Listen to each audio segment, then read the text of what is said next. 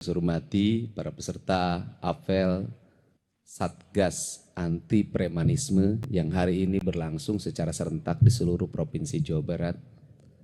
Yang saya hormati Pak Kapolda yang mewakili Pangdam 3 Siliwangi, yang mewakili Kajati Jabar, dan seluruh peserta APEL yang berbahagia. Kita memahami bahwa Indonesia mengalami perubahan dari era pertanian menuju era industri, dan itu sudah berlangsung sejak lama. Perubahan itu sesungguhnya harus melahirkan perubahan perilaku hidup manusia antara manusia pertanian dan manusia industri. Manusia pertanian di Karawang misalnya, atau di Bekasi, atau di Subang, atau di Indramayu, itu manusia paling rileks. Kenapa? Dia itu menanam padi musimnya 2-3 kali setahun.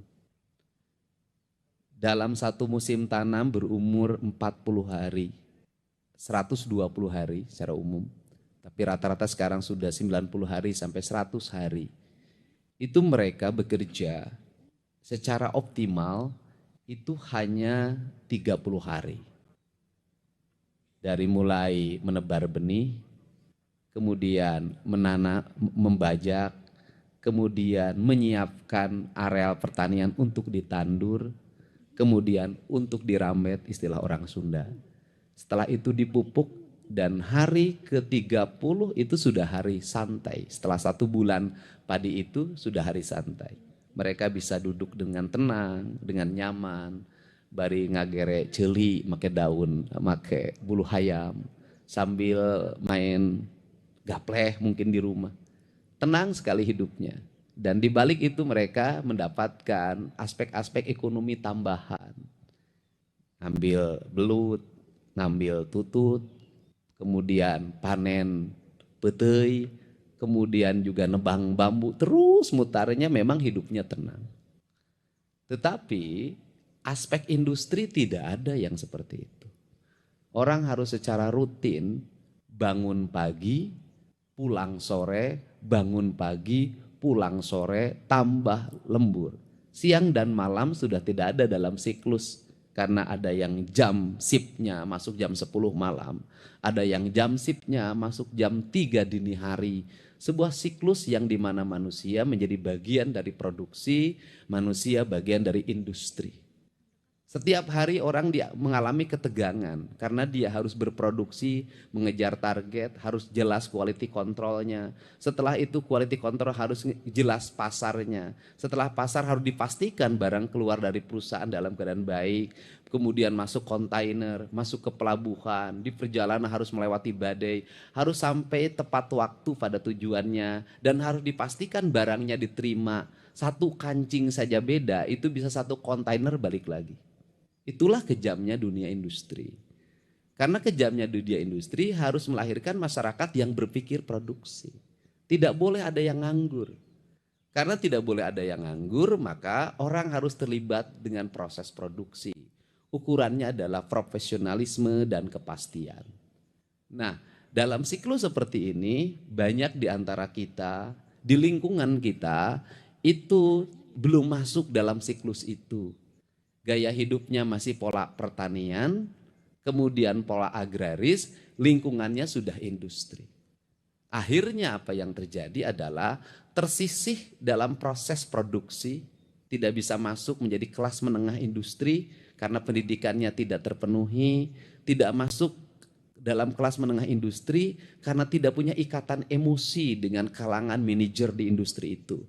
Akhirnya mereka tersisih di lingkungannya.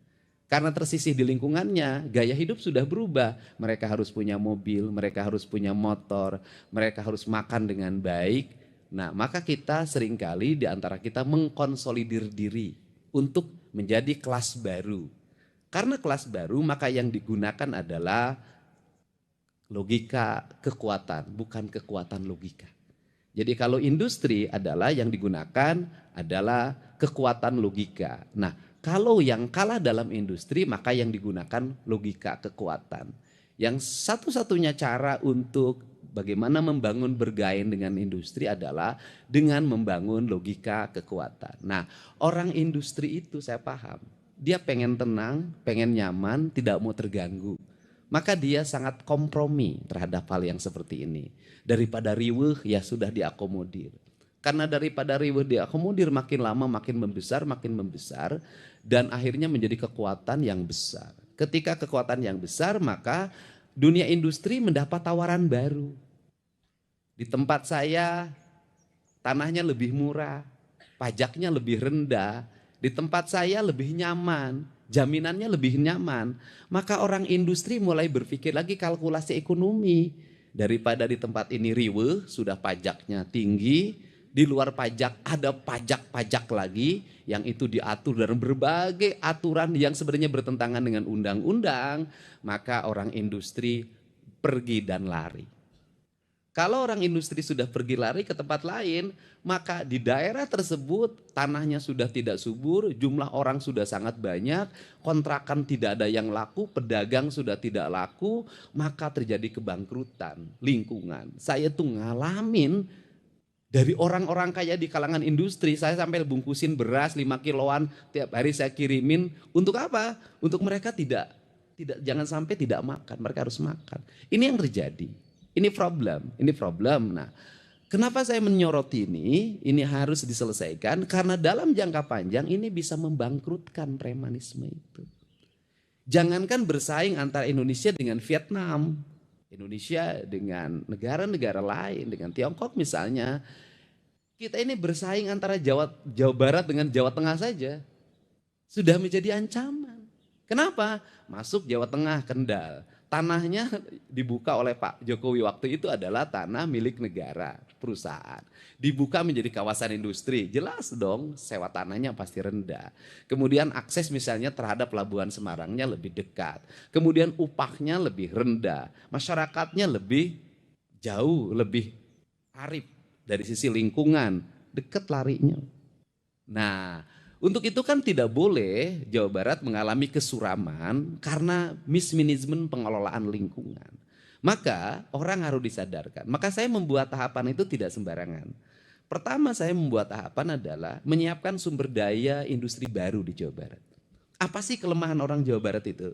Kelemahan Jawa Barat itu ada ITB, tapi orang Jawa Barat kurang yang di ITB itu. Jadi orang Jawa Barat tuh di matematika, di fisika, di kimia, di teknik elektro tuh agak rendah. Untuk itu saya mendorong hari ini untuk anak-anak Jawa Barat, satu kursus sudah saya siapin tuh. Selama 1 bulan sampai 3 bulan, itu kursus untuk jurusan yang dibutuhkan di kawasan industri baru dan kawasan industri lama. Jurusannya otomotif, kemudian elektro dan sejenisnya, fashion. Nah, ini yang pertama. Kemudian yang kedua, saya juga mendorong menyiapkan tenaga kelas baru, yaitu dengan membuat pola pendidikan diploma 4. Ya, D4 itu ada, yang itu nanti dimasukin ke sekolah manajer. Mereka dididik bagaimana cara bangun, cara nyiapin sepatu, cara melipat baju, cara pakai dasi, cara jalan, cara bicara, cara membungkukkan badan, karena calon orang manajer itu disiapin. Nah, targetnya apa? Targetnya adalah dalam waktu, dan satu lagi S1 ya. Kemudian dalam waktu kurun 5 tahun ke depan, maka mereka nanti akan mengisi ruang-ruang industri, bukan hanya di pabrik atau industri di Jawa Barat. Mereka akan ngisi di BUMN, mereka akan mengisi di negara-negara lain yang nanti lahir kelas menengah baru. Sehingga nanti Jawa Barat itu adalah sumber inspirasi bagi tenaga kerja teknik engineering. Nah, kelemahan Indonesia, kelemahan Jawa Barat itu tenaga engineering tidak dibuat perencanaan yang matang. Tiongkok engineeringnya banyak sekali, Amerika banyak sekali, India banyak sekali, Korea banyak sekali. Indonesia ini banyak kan sarjana sosial jurusannya, dan jurusan sarjana sosial tidak berubah-ubah itu. Fakultas ekonomi dari dulu begitu, fakultas hukum dari dulu begitu, fakultas administrasi negara dari dulu begitu, kan gitulah. Nah, sehingga itu kebanyakan menjadi pelanggannya ASN. Kalau ASN tidak terikat, yang penting sarjana, nanti kenaikan golongan, jabatan, gampang ukurnya. Nah, tapi kalau di tenaga-tenaga teknik seperti ini nggak bisa dengan pola seperti itu. Nah, sehingga ada yang disebut dengan revolusi pendidikan culture Jawa Barat, sehingga perubahan struktur pendidikan dan perubahan perilaku. Nah, sehingga apa sih yang hiripkan? Anak-anak generasi kita baru nanti itu yang ada di lingkungan industri, itu mereka jadi tenaga kelas menengah baru. Kalau sudah jadi tenaga kelas menengah baru, bagaimanapun di dunia industri itu ikatan emosional itu ada. Kalau dia misalnya menjadi manajer personalia orang kampung A, maka sekampung itu akan dibawa. Saya paham itu. Nah, untuk itu harus banyak dilahirkan. Nah, selain itu, apa sih untuk menurunkan angka premanisme di kalangan industri itu adalah membuat bursa kerja. Ini yang saya tadi sudah menghubungi orang untuk segera menyiapkan. Bagaimana menyiapkannya adalah ada pabrik, ada lingkungan desa, ada lingkungan kecamatan. Di lingkungan kecamatan ini calon tenaga kerja barunya harus segera terdata. Kalau ada lowongan ini nggak usah rame-rame teriak kemana-mana. Cukup ini nyari di bursa kerja ini kualifikasinya, kemudian diundang, dilakukan wawancara, tes segala macam. Setelah positif banget dia diterima, kemudian suruh nyuruh dibikin persyaratan. Kalau terus-terusan dibuka lowongan kerja melahirkan antrian ribuan, pasti menimbulkan percaloan, pasti menimbulkan berbagai problem dan asumsi bahwa angkatan kerja di Jawa Barat itu sangat tinggi dan tidak tertampung. Nah, pola inilah yang akan dibuat hari ini adalah, yaitu satu, gerakan pemikiran saya adalah mempermudah akses investasi. Ini saya buktikan kemarin, misalnya BYD di Subang. Itu karena Patimban itu masih lama prosesnya, dia butuh jalan. Sehingga jalannya dibuat dalam bentuk akses tol yang sifatnya sementara. Mungkin dulu bisa diproses dalam waktu lama. Kemarin hanya 10 menit itu keluar izin menterinya dan siap dibangun.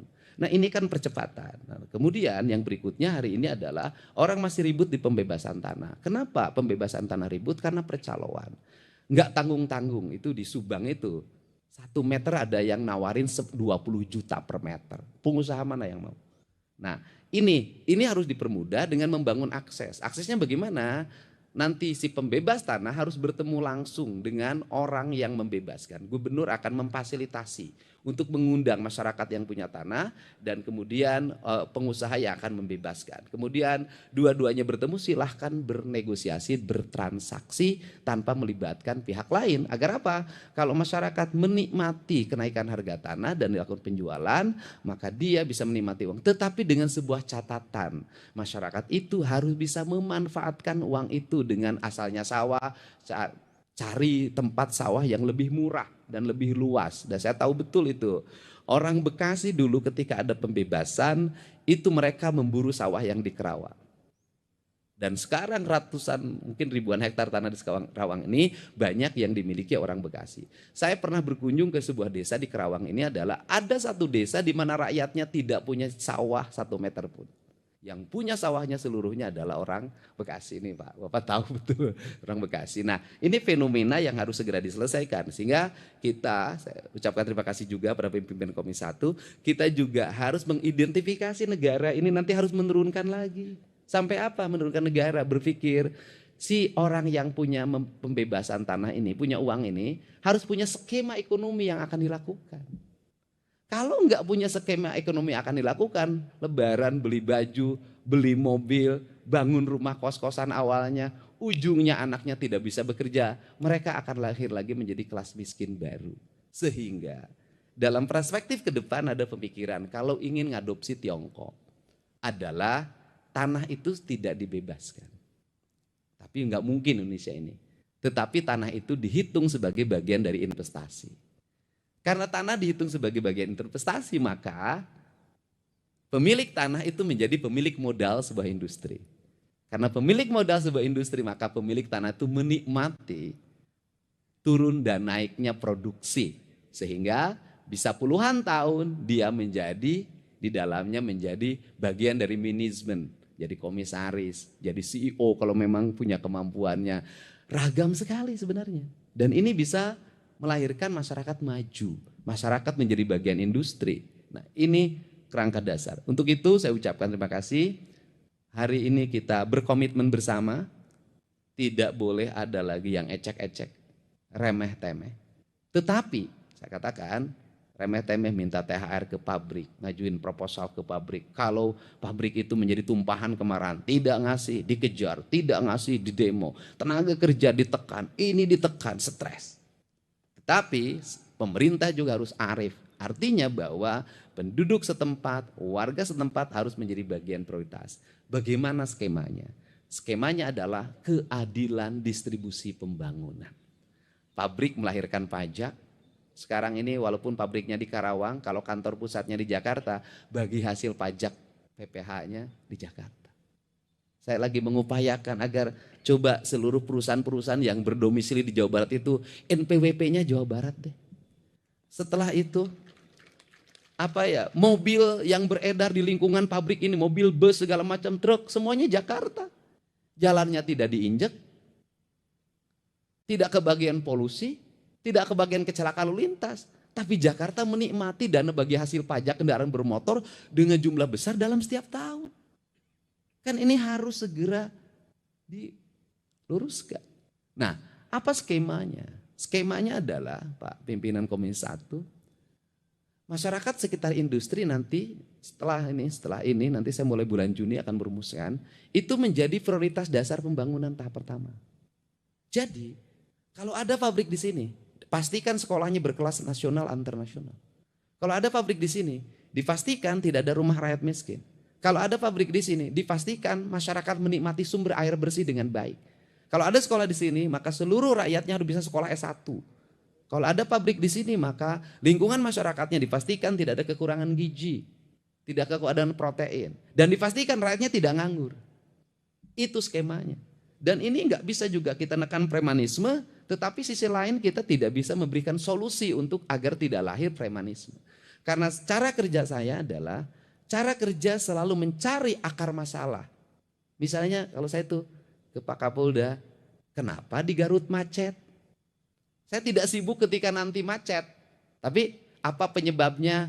Supir angkot, ojek, tukang beca, kusir ando. Bagaimana kalau diliburkan? Harus ada duit. Ya kita cari dong duitnya. Kenapa? Ngeluarkan uang 1 miliar untuk membebaskan kemacetan. Jauh lebih murah dibandingkan menimbulkan kemacetan, kemarahan, kebencian, opini. Karena ingat, di era sekarang ini, kalau lancar, opini akan dikatakan mudik menurun. Ekonomi lagi lemah. Kalau macet, pemerintah tuh bisa ngurus mudik-mudik aja. Nggak ada benernya. Untuk itu diperlukan siapa yang harus menjadi influencer kita untuk membangun opini? Rakyat yang berkomentar. Kenapa? Kalau ngandarin buzzer, ngandarin elit dalam membangun opini, elit itu kepentingannya. Kalau kepentingannya terakomodir, maka yang buruk pun dianggap baik. Tapi kalau kepentingannya tidak terakomodir, yang baik pun dianggap buruk. Maka demokrasi yang terbuka, siapa yang harus memberikan opini? Rakyat. Dari mana rakyat memberikan opini hari ini? Mereka sudah punya kanal media sosial, mereka bisa beropini, mereka bisa nagih, mereka bisa bercerita. Kalau rakyat sudah bercerita, elit nggak akan berdaya. Ini strategi komunikasi. Nah itu, misalnya hari ini Pak Kapolda, Pak Kajati, saya mikirin puncak macet. Di mana macetnya? Tuh Pasar Cipanas. Berapa jumlah angkotnya? Sekitar 700, ya udah beresin. Liburin. Tambah lagi mana? Bogor. Berapa titik? Kata Pak Kapolda, 3 titik. Berapa kurang lebih? Sekitar 800 atau 900. Ya kita beresin. Liburkan mereka. Jangan hanya kita yang suka libur. Mereka juga harus libur. Bernikmati bersama keluarganya di rumah. Uangnya ada. Mereka akan ngomong, poi iya mah urang tepre teu kudu narik. Alhamdulillah setahun boga saminggu, boga 14 poe. Teu narik tapi duit boga. Mereka akan ngomong, benernya pemerintah teh bageur. Itu akan jadi opini yang ikhlas. Dan itu akan jadi doa. Nah ini yang akan dibuat kerangka kerja ini. Dan sehingga siklusnya nanti kita berjalan. Dan pembelajaran yang tahun sekarang itu akan menjadi pembelajaran untuk tahun depan. Sehingga penyusunan anggaran tahun depan harus memperhitungkan apa yang terjadi pada tahun ini. Sehingga siklus pemerintah itu makin sempurna perjalanannya. Untuk itu saya ucapkan terima kasih. Semoga kita semua mendapat perlindungan Allah Subhanahu wa Ta'ala. Dan hari ini juga saya mengucapkan terima kasih pada seluruh jajaran Polda Jabar, Polda Metro Jaya, Kodam 3 Siliwangi, Kodam Jaya, Kejaksaan Tinggi Jawa Barat, dan para kajari semuanya, para Kasipidsus, Kasipidum yang sudah bekerja dengan baik. Tiap malam saya selalu mendapat laporan, karena Pak Kapolda izin saya berakses langsung dengan para kasat serse. Laporan tentang iya ditangkap, iya ditangkap, iya ditangkap. Teu pira Satu sopir harus bayar ke dia 50.000, satu truk. Tiap bulan dia duduk begini bisa kegaji 40 sampai 50 juta cuman jualan karcis. Tepira, satu titik, berapa titik. Nah, kalau ini dibersihkan nanti di Jawa Barat menikmati jalannya mulus, rumah-rumah rakyatnya aralus, listriknya menyala, terang, petugasnya ada dalam setiap sudut, masyarakatnya nyaman. Opini akan terbangun sendiri nanti bahwa Jawa Barat adalah provinsi yang paling ramah investasi. Tapi investasinya adalah investasi yang sesungguhnya yang melahirkan regulasi ekonomi. Karena apa? Kelemahan di Jawa Barat, urang Jawa Barat teh babari kaolo, babari katipu, sehingga di Jawa Barat itu banyak sekali korban investasi bodong, kan gitu. Itu yang terjadi. Untuk itu saya ucapkan terima kasih, selamat menjalankan Hari Raya Idul Fitri 1 Syawal 1446 Hijriah, dan saya juga mengucapkan terima kasih pada seluruh petugas tenaga kesehatan, BPBD, Satuan Polisi Pamong Praja, Polri, TNI, dan seluruhnya yang pada saat orang lain menikmati kebahagiaan bersama keluarga, ngadulag, jalan-jalan belanja, besoknya makan kupat bersama keluarga ngariung setelah sholat id, bapak, ibu semua yang bertugas tidak menikmati itu. Ada panona selalu melihat ke setiap sudut, takut ada kemacetan, takut ada kejahatan, dan itu menurut saya ibadah terbesar yang dilakukan oleh seorang aparat. Untuk itu saya ucapkan terima kasih. Wallahu muwaffiq ila aqwamit thoriq. Assalamualaikum warahmatullahi wabarakatuh. Sampurasun.